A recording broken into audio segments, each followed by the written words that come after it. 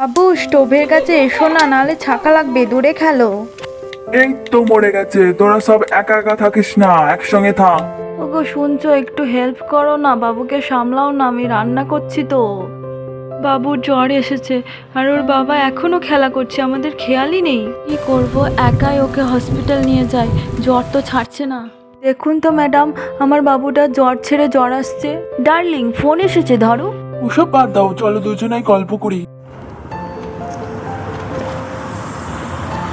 তাড়াতাড়ি চলো, আমাদের নাতিটা কেমন আছে দেখি গা। আহারে, গায়ে তো খুব জ্বর, নিঃশ্বাস নিতে পারছে না। তোর কোনো চিন্তা নাই রিমি, আমরা আছি তো। আমরা সব সামলে নেব। আমাকে ঢুকতে দেওয়া হচ্ছে না কেন? তোমার এত বড় সাহস যে তোমার গার্লফ্রেন্ড নিয়ে এসেছো এখানে, তোমার কোনো দরকার নেই তো, যাও এখান থেকে। ওর গার্লফ্রেন্ড আছে? আমি তো জানতামই না। সোনা, আমি আমার ভুল বুঝতে পেরেছি, আমি সব থেকে পচা বাবা, বলো। ওকে মা, আমি আপনার সব সত্য মেনে নিতে রাজি। যাক বাবা, এবার মনে হচ্ছে সব সমস্যা মিটে যাবে।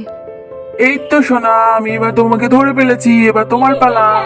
এবার এই দুধটা খেতে হবে তো, আমার সোনা খাবে তো? খাবো বাবা।